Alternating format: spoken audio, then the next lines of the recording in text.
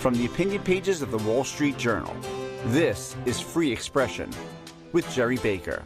Hello and welcome to Free Expression with me, Gerry Baker, from the Wall Street Journal editorial page. Thanks very much for joining us. If you're not already a subscriber, please be sure to subscribe at Apple Podcasts, Spotify, or wherever you get your podcasts, and please leave us a 5-star review. This week, we're taking a look at the condition of America's national security and global power. My guest is Tom Cotton, U.S. Senator from Arkansas. Senator Cotton has a new book out, Only the Strong, which argues that throughout modern U.S. history, up to and including the Joe Biden administration, it's the political left that has sabotaged American power. The senator says Biden's disastrous withdrawal from Afghanistan, the failure to deter Russian aggression in Ukraine, and to stand up effectively to a rising China are just the latest examples of progressives' failure to protect American security and interests. And he says this failure is not an unintended consequence, but a feature of the left's very conception of America itself and its role in the world. Tom Cotton has been a senator since 2015. Before that, served a term as a member in the House of Representatives. Before entering politics, of course, he served his country in a distinguished military career in Iraq and Afghanistan and was awarded the Bronze Star, the Combat Infantryman Badge, and the Ranger Tab. And Tom Cotton joins me now. Senator Cotton, thanks very much for being here. Hey, Gerry. Thanks very much for having me on. So I want to get into the argument of your book about the left and how it has essentially sabotaged American political power over a very long period of time. And you also, I should say, do come up with proposals as to how to address that. But let's just start off, if we can, by looking at the state of the world at the moment. We've got these extraordinary global events going on, major land war going on in Europe between Russia and Ukraine. We've got China making very, very threatening noises about Taiwan. Just over a year ago, we saw the disastrous American withdrawal from Afghanistan. Around the world, people seem to be very, very unimpressed by American power. America seems to have lost the power to pursue its interests. How do you sum up where we are in the world and how we got here right now? Well, unfortunately, Gerry, you kind of hit the nail on the head. Friend and foe alike around the world are doubtful about America's resolve and American power. In fact, the Wall Street Journal has a column this week by your global affairs columnist, Walter Russell Mead, a great historian of American foreign policy and a friend and mentor of mine, about the high cost of low defense spending. You saw it throughout the Obama era. Now you see it in what is, in effect, Obama's third term with Joe Biden, that we're hollowing out our military and wasting its time on social engineering. But you also see it in the foreign policy of Barack Obama and now Joe Biden as well, which has undermined American credibility, a key part of American deterrence, and in many cases sided with our adversaries like Iran over our longtime friends, nations like Israel and Saudi Arabia. And therefore, you see a growing tide of global disorder because America has not been strong and leading in the world the way we did, for instance, during Ronald Reagan's presidency, when we essentially eliminated our number one geopolitical competitor, the Soviet Union. Let's take Ukraine. I've talked to a lot of people in Europe. I know you do too. There seems to be, so far at least, a fairly high degree of unity around American leadership of NATO against Ukraine. The U.S. has been far and away the leading supplier of military equipment, training and other to Ukraine to help Ukraine in this astonishing fight, which so far as we can tell seems to be winning.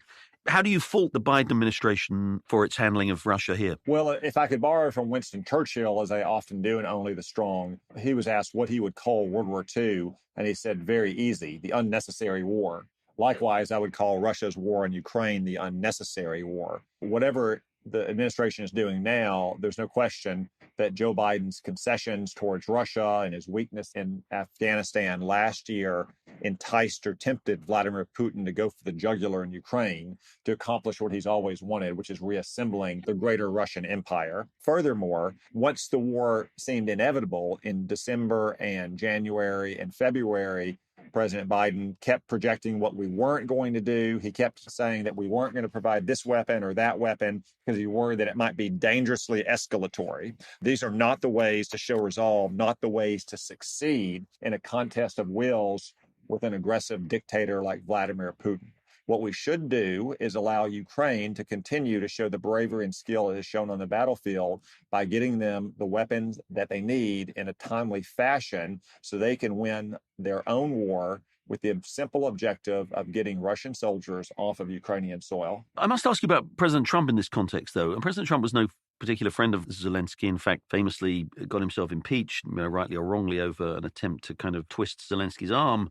President Trump was pretty friendly with Vladimir Putin, certainly didn't seem to be a kind of staunch defender of NATO against what Putin was trying to do. Do you not think that maybe what President Trump did maybe helped contribute to Vladimir Putin's sense of opportunity here? No, I don't, Jerry. And in fact, my Democratic friends in the Senate always hate it when I point out that Vladimir Putin seems to invade when Democrats are president, like Barack Obama and Joe Biden, and not when a Republican like Donald Trump was president. And if you look at the fruits of Donald Trump's policies, which by and large were the correct policies towards Russia, you'll see why. So Barack Obama refused to provide Ukraine with any weapons, provided them with blankets and MREs, meals ready to eat, famously. Under President Trump, we began to provide them with Javelin anti-tank missiles.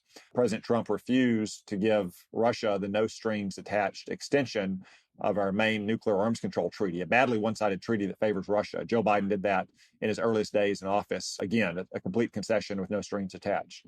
President Trump stopped the construction of the Nord Stream 2 pipeline. Again, Joe Biden reversed that decision, allowed the construction to proceed. On issue after issue in our bilateral relationship with Russia, Joe Biden projected weakness towards Vladimir Putin, whereas Donald Trump pursued policies that undermined Russia's interests. And that's true at home as well. By unleashing American energy production for 4 years, we obviously undermined Russia and their economy by putting more American oil and gas on the international marketplace. The opposite has been happening under Joe Biden. So on almost every particular, we had the right, which is a tough policy towards Russia under President Trump. We've had a weaker policy under Joe Biden. As you know, there seem to be a significant number of people in your party, a minority perhaps still, but maybe a growing number of people in your party who are a little skeptical of the idea that the US should be standing up to Russia, especially in the particular context of the Ukraine war. You see Congressman Kevin McCarthy, who in a few weeks' time may be the Speaker of the House, say to raise question marks about whether or not the US, how much more military assistance the United States should be supplying to Ukraine. You see people like J.D. Vance, who may be sitting with you in the Senate in a few months' time from Ohio, saying recently he doesn't care about Ukraine very much.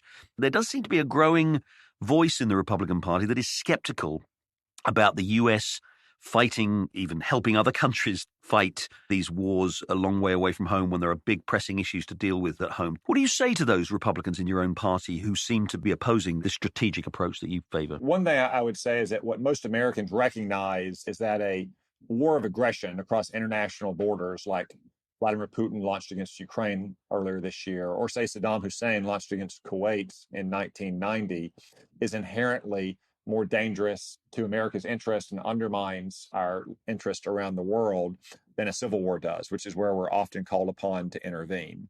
Nor do I say that we should intervene in Ukraine. I have never advocated for American troops being in Ukraine. Now, I wouldn't have announced that in advance the way Joe Biden did, because I don't want to simplify Vladimir Putin's war planning. But what I think we should do is support the Ukrainian people in fighting their own war. And this is the exact kind of policy that Ronald Reagan pursued in so many places, standing with the forces of freedom against Soviet aggression, whether it was standing up for nation states that were resisting Soviet encroachment or supporting freedom movements around the world trying to resist Soviet encroachment. He didn't advocate for, say, putting American troops into Afghanistan in the 1980s, but he certainly supported the Afghan people in trying to beat back a Soviet invasion. And that's a similar policy of what we're doing in Ukraine. One thing I do hear is complaints that Joe Biden seems to care more about Ukraine's border than he does about, say, America's borders. I understand that, and we should do a lot more to secure our border so we don't have 5 million illegal aliens crossing the country. But I don't think we should exacerbate one Biden mistake by making another mistake. One fear that, again, many people in your party and indeed elsewhere more widely have is the fear of escalation here in Ukraine. With Vladimir Putin struggling, as he clearly is, he's making all kinds of saber-rattling noises, risks, and there's people fear that he may escalate all the way up to the use of a tactical nuclear weapon, and that we could, through our support of Ukraine, a country, since we're sort of quoting famous historical figures, a far-off country of which most Americans and indeed most people around the world know little, we could be headed down the path towards nuclear confrontation over this territorial struggle in Eastern Europe. How great is that risk? Again, what do you say to those critics who say, why are we doing this? Why are we taking these steps that could lead us to a nuclear exchange? Well, in the nuclear age, going back to the 1940s, obviously we need to be mindful of nuclear threats to America. But at the same time, we can't be paralyzed by them, as we weren't paralyzed in the Reagan presidency with Soviet Russia's nuclear forces. So far, there's no evidence to suggest that Vladimir Putin has taken actions to back up his nuclear saber-rattling words. It's always important in foreign policy to judge actions as much as words, because no nation undertakes any effort without a major commitment of resources, and that would include their nuclear forces. So far, we haven't seen that. Furthermore, I would suggest that Vladimir Putin went into this war thinking he might have the second strongest military in the world.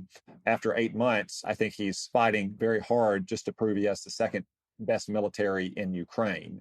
And having struggled so badly in Ukraine for the last 8 months, I doubt that he wants to escalate and try to take on NATO or the United States itself. Our broader interests here are to ensure that aggressive dictators like Vladimir Putin or Xi Jinping in China don't believe that they can remake the global order and the world map by launching wars of aggression. And if Vladimir Putin sees the United States or Europe back down and falter and start hesitating after just a few months of conflict in Ukraine, then imagine what kind of lesson someone like Xi Jinping will take from that and his desire to go for the jugular in Taiwan. I want to move on to China very briefly, but just final question on Ukraine. From America's perspective, what's the best outcome to this conflict that's going on in Ukraine? Well, obviously, the Ukrainian people, through their government, will have a major say in that, and in battlefield events will dictate what direction the end takes.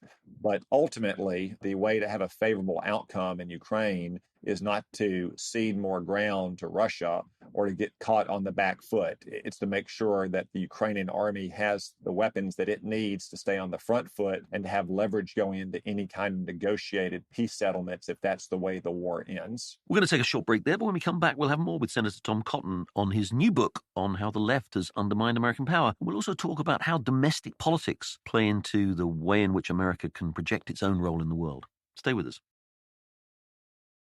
I'm back with Senator Tom Cotton talking about his new book, Only the Strong. Moving on to China then, we've heard again in the last few weeks Xi Jinping making kind of threatening noises about Taiwan at the recent National People's Congress, where he was reappointed to an unprecedented third term as China's leader. He has been making these noises. To what extent does the war in Ukraine either encourage or discourage him from taking hostile action, whether it be all-out military action or some kind of an embargo designed to essentially to capture Taiwan? Well, as I explained in Only the Strong, pretty much all roads are leading to this confrontation between the United States and China. And that's really the choice we face, whether we want to continue to live in a free, safe, prosperous nation with the mantle of leadership of the world, or whether we want to live in a Chinese dictated techno dystopia. It may not be the case that China controls America directly and, prevents us from worshiping God and having free elections, although that's always possible. It may just be that they become so powerful and have such a position of strategic advantage that they are able to call the shots. In international relations, you run the show or the show runs you. And I don't think many Americans want the show to be run by Chinese communists. I think Xi Jinping has established himself as the most powerful Chinese leader since Mao Zedong, after having secured his unprecedented third 5-year term. I also suspect he views China's window to strike at Taiwan as closing, much as Vladimir Putin viewed his window to seize Ukraine as closing as well. China has an aging population. Its economic growth is slowing down. Xi Jinping has taken Joe Biden's measure, and I don't think he thinks very much of our president. So I think we're at a very dangerous period in our time. That's one reason why it's so important to be completely clear that we will not tolerate the forcible seizure of Taiwan by the Chinese communists. Unfortunately, that's the opposite of what Joe Biden has done. As I point out in Only the Strong, he has said 4 times in a mere 13 months that we would come militarily to Taiwan's aid, only to have anonymous White House aides reverse it within a matter of hours. That's the opposite of the kind of strategic and moral clarity necessary to prevent wars from happening. Well, that's interesting because, again, that strategic ambiguity has been a kind of feature of American policy towards China and Taiwan now for a very long time. Ambiguity about the status of Taiwan to some extent, publicly committing to the one China policy, suggesting that Taiwan is ultimately part of China, but strongly opposing and warning China against retaking Taiwan by force, but always leaving ambiguous whether or not the US would actually move militarily to support and defend Taiwan if it were attacked by China. You're saying the US should basically just, I mean, and again, as you say, in the last year and a half, Joe Biden seems to have unilaterally ended the strategic ambiguity, only to have it reined back in again by his staff. You're saying you think the US should just end that strategic ambiguity and say with complete clarity to China, if you attack Taiwan, it's war with the United States. I do think that we should say to China now, if you attack Taiwan, we will come to Taiwan's aid militarily. One simple way to make that clear is to accelerate our weapon sales to Taiwan. So like Ukraine, Taiwan is able to defend its own territory and its own sovereignty and freedom in the early days of a potential war with the Chinese communists. As you say, our relationship with Taiwan has been fraught with nuance and subtlety going back to 1979 when we switched diplomatic relations from Taiwan to the Chinese communists on the mainland. In a historic irony that I point out in Only the Strong, George Bush in early 2001, in his first days in office, announced that he would come to Taiwan's aid militarily. He quickly walked it back, but a seasoned senator said the damage was done. You can't unring the bell. You can't take those words back. It was a foolish mistake, and that now we seem to have a policy of ambiguous strategic ambiguity. Of course, that senator was Joe Biden. Joe Biden, though, has done it now 4 times in 13 months, as I said. And again, that's the worst of all possible worlds because you get provocation without deterrence. But if we want to help maintain the peace in the Western Pacific, the simplest way to do that is to arm Taiwan and to make it clear that the United States will not stand idly by if Xi Jinping tries to go for the jugular there. Let's talk about the book. It's a fascinating book. And as you say, a large part of the book is a kind of a historical account over the last 100 years or so of how radical left Democrats have essentially weakened American power, going back to the progressives in the early 20th century, right up to Barack Obama and Joe Biden in the last decade. I'm interested in it because, again, your argument, and I think summing up, I've got a quote from you. You say that throughout this period, the radical left plots to sabotage American power. And I'm wondering a little bit how you define that. You could also look at the last 100 years, and you can certainly look at the Woodrow Wilsons and the Jimmy Carters and the Barack Obamas and the Joe Bidens, who clearly have not been successful foreign policy presidents. But you could also look at FDR, who, after all, led the United States to victory in the Second World War. You could look at John F. Kennedy, who robustly stood up to the Soviets in the Cuban Missile Crisis and at the point of maximum danger, perhaps in the entire Cold War. He was a Democrat. And you have Lyndon Johnson, who, if anything, probably failed as the president because he was too eager to assert military power in Vietnam. I'm just wondering, explain, if you will, the thesis of the book and why you think it is the left that sort of somehow continuously fails American power. Well, it all starts with the progressives, and especially Woodrow Wilson, the kind of patron saint of the progressive movement, the first American president to openly repudiate the American founding, our Declaration of Independence and our Constitution, this belief that somehow we're moving towards a utopia, heaven on earth, mankind and our perfectible nature didn't need such outmoded things as checks and balances and the separation of powers and federalism. We could have this vast administrative state of supposed unelected, neutral, scientific experts setting the course for our nation. In foreign policy, you see it as an unwillingness to use power for America's interests. And even with Woodrow Wilson, who took us into World War I in 1917, look at his war message to Congress. It didn't speak at all about America's interests. Now, we had plenty of vital interests at stake. Germany had restarted unrestricted submarine warfare. Shortages were already happening in our economy. Germany had conspired with the Mexican government to seize territory in our southwest. 2 years earlier, Germany had killed over 100 Americans in the sinking of the Lusitania. But he didn't talk about any of those things. He talked about abstractions and ideals. Now, it is the case that presidents like, say, FDR, Harry Truman are better than Bill Clinton, Barack Obama, Joe Biden. But their record is somewhat mixed as well. FDR refused to build up our military in the 1930s. Even as war clouds were gathering, our military was smaller than Portugal's when the war started. Once the war started, he always seemed, in part because he was surrounded by some communist influences, to take actions that were favoring Stalin and the Soviet Union, not Great Britain and France and our own interests. But I want to, in particular, point out that JFK and LBJ were complete disasters on foreign policy. I know there's a hagiography about JFK, how he was this staunch Cold War Democrat. That is simply not the case. You look at his famous inaugural address.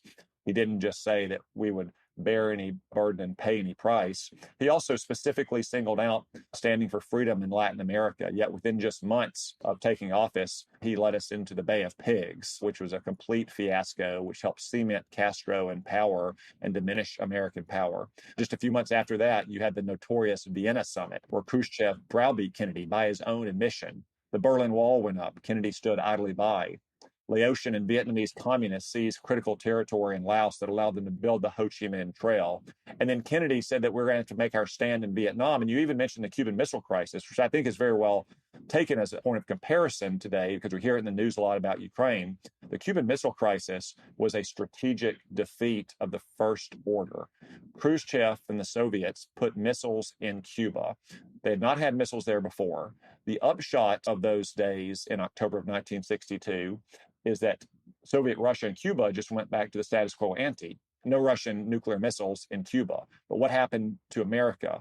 We agreed that they could put any kind of weapon into Cuba they wanted to, as long as it wasn't nuclear. We agreed that we would no longer try to undermine the Castro regime, and we removed our missiles from Turkey. So the Cuban Missile Crisis was a strategic defeat of the First Order, not some kind of grand victory for JFK and Camelot in the United States. Although, and I don't want to get too much into the historical weeds, it didn't come about because JFK or any of his advisors sort of somehow wanted to undermine America, did it? I mean, they actually, in fact, they came to the point, whatever you say about the Cuban Missile Crisis, and I agree with you about the consequences of it, that was an example of an American president being willing to make literally the ultimate decision to defend American interests in order to face down what was perceived to be a serious Soviet threat. So again, we can absolutely argue about the strategic implications of it, but in terms of what it says about a Democratic president being willing to stand up and defend American interests, it doesn't suggest he wasn't willing to do that, does he? So once he was backed into the corner, as those missiles were discovered in Cuba, you can say that he did the absolute minimum you would expect.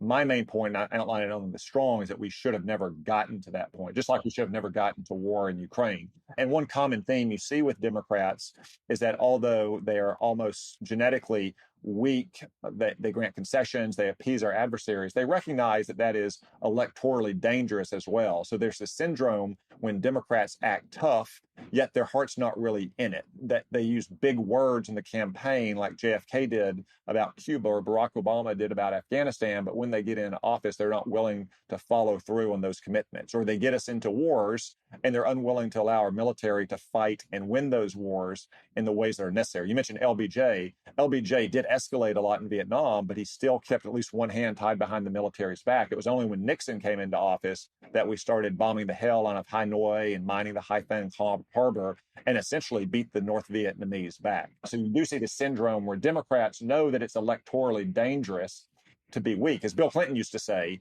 the American people would rather have strong and wrong than weak and right. It just goes to show their mindset, though, that they think that strong and wrong is the only choice. You can't be strong and right. You're obviously very critical, rightly, of recent Democratic presidents, Clinton, Obama, current President Biden, for everything you describe. I think a lot of people would agree with you in terms of their failure to really defend American interests and values. But as you look at the history of the last 20 years, and you do address this a little bit in your book, and not in great detail, but look at the history of the last 20 years, and you could argue that what happened to the United States in Iraq between 2003, particularly in 2006, and maybe all the way to 2003 to 2011 was an absolutely disastrous episode for the United States, that it was a series of miscalculations led the United States into what was actually, many people I think would agree, a calamitous series of events, that the failures of which continue to reverberate and continue to weaken American power around the world. But again, looking at the role that the parties played, that was obviously a Republican president strongly projecting American power in a way that frankly didn't end up very well, did it? Well, there's no question, Jerry, that Republicans make mistakes. I mean, everyone's human. But more to the point, as I say in the book, those are mistakes. They are missteps that can be reversed with better choices. So I saw firsthand when I was a platoon leader in Baghdad, the consequences of George Bush's mistake not to have enough troops in Iraq from the very beginning. But he reversed that with the surge. Just like Donald Trump, I think, made a mistake by not withdrawing from the Iran nuclear deal on day one. He reversed that about a year and a half later. Wasn't the initial mistake, though, actually, and again, it was a bipartisan mistake, but Bush was president at the time, the fundamental mistake of intelligence to believe that Saddam Hussein had weapons of mass destruction and was threatening to use those weapons, when, as we found out, he didn't. That was a pretty serious mistake by a Republican administration, wasn't it? So it was a mistake by our intelligence agencies, but not only our intelligence agencies, by every Western intelligence agency, which all believed that Saddam Hussein had weapons of mass destruction. And you can't live life in reverse. I mean, if you want to argue that, you can also argue that we should have had our Pacific Fleet move down to Pearl Harbor on December 6th, and it was a grave mistake that FDR didn't do that. When you're fighting a war, though, you can only take the conditions you have and have going forward. And that's why I say it was George Bush's finest hour when he refused to cut and run in Iraq and ordered the surge. And by the end, when he turned over reins to Barack Obama in 2009, Iraq was basically stabilized, as was much of the Middle East. Iran was on the back foot. This is a common theme, as I write in Only the Strong, in transitions. Democrats hand over a world that's full of disorder. Republicans hand back a world that has become stabilized. You saw it with Eisenhower and Korea. You saw it with Nixon and Vietnam. You saw it with George Bush and the Middle East in 2008. By the end of that campaign, foreign policy and specifically the Iraq war was really not even a matter of controversy or dispute on the campaign because we'd had so much success with the surge. Again, you saw it when Barack Obama left office. The world, especially the Middle East, was going up in smoke. Donald Trump was able to restore America's credibility and power and bring a measure of stability. Finally, Senator, you talk a lot in the book, and I want you to talk, if you will, a little bit about this, about solutions here and about the way forward, how to restore American power and to re-emphasize and to restate American strategic objectives and to achieve them. Can I ask you, just before you answer that larger question, how do you deal with the fact that something that is, I think, is a profound problem for the United States right now is that the country is so divided? You have an incredibly highly partisan country, split almost 50-50 election after election, and not just numerically divided, but the passion and, frankly, the resentment and the enmity that it seems to exist on both sides. We have these polls that show on both sides, people think if the other side gets into power, it's the end of America. I mean, it's literally that strong now, the partisan sentiment. As you look at how America does repair a lot of the strategic damage that's been done, how do you overcome that problem, that you have a country that is so domestically divided? You know, Abraham Lincoln famously put it, quoting the Bible, said, you know, a house divided against itself cannot stand. How do you overcome that problem in the current political environment in a way that helps the United States once again assert and achieve its strategic objectives? Well, Jerry, first off, drawing from history, as I try to so often in Only the Strong, you realize this is not the first time we've had deep divisions in our country. Obviously, you cited one leading to the Civil War. We had deep divisions in the late 18th and early 19th century when the two-party system between Jefferson and Madison on the one hand and Adams and Hamilton on the other hand was coming into being. Likewise, in the 60s and 70s with the rise of the Blame America First Democrats who rejected not just American power, but our country itself. In the end, I think most Americans are not ideological. They don't hate America. They don't think American power is a source for ill in the world, but rather a source of strength here and abroad. It only took a political leader like Ronald Reagan to help reverse those trends.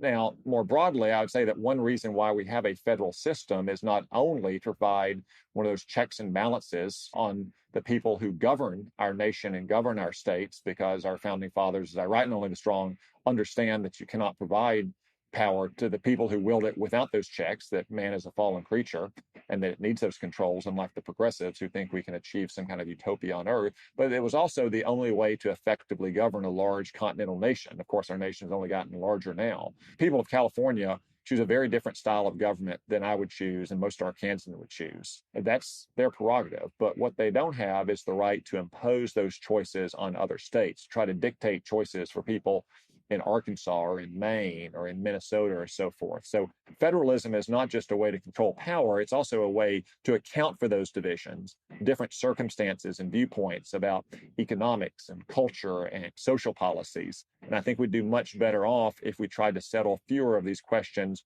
for the nation as a whole in Washington and settle them for ourselves and our states and our communities. Republicans and Republican states, by and large, are willing to do that. Too many states like California are trying to do it for the entire nation by imposing policies on them or enacting travel bans for their officials or what have you. So I'd recommend that everyone get back to federalism, not just as a check and balance on power, but as a way to maintain social harmony in a large, diverse continental nation. But you do have the reality of the fact that, as we've seen in the last couple of years, the progressive left, which seems to have a lot of support for this view in a lot of the institutions of America, sort of fundamentally believes America, you make the point in your book, is a terrible country. It has been a terrible country from its foundation. We have the whole 1619 project saying that America was really founded in 1619 when the arrival of the first slaves here and not in 1776 with the Declaration of Independence, that you have this large body of opinion here that seems to actually think that America needs to retreat and atone and make reparations for everything it's done in the world and not stand up. Isn't that a problem for a country that many of us believe is, the last best hope on earth? Isn't that a problem, though, for those of you like us,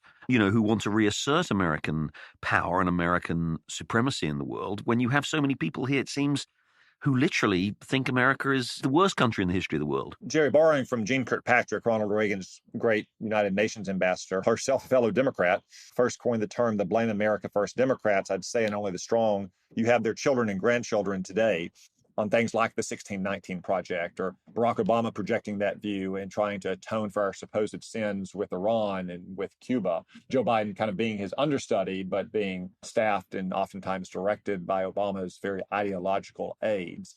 But it's not a large element of our society. It is a powerful and influential element in our society. You see it in the administrative state in Washington and Wall Street and big tech and Hollywood, on university campuses. Really the one source of power that kind of normal, traditional American patriots have are in the elected parts of our government, which is to say, among our people. And I think you're going to see in the election next week a very strong repudiation of these Blame America First Democrats. Whatever their views on this or that policy, they believe that America is a great and a good country and that we should be strong and assertive at home and abroad in protecting our interest and defending our way of life. Tom Cotton, Senator from Arkansas. The new book is Only the Strong, Reversing the Left's Plot to Sabotage American Power. Senator Cotton, thanks very much for joining Free Expression. Thank you. That's it for this week's episode of Free Expression with me, Gerry Baker, from the Wall Street Journal Opinion Pages. Thanks very much for listening. Please join us again next week when, straight after the midterm elections, we'll have a deep dive into what the results are, what they mean, and where America goes next. Join us next week. In the meantime, thanks very much for listening.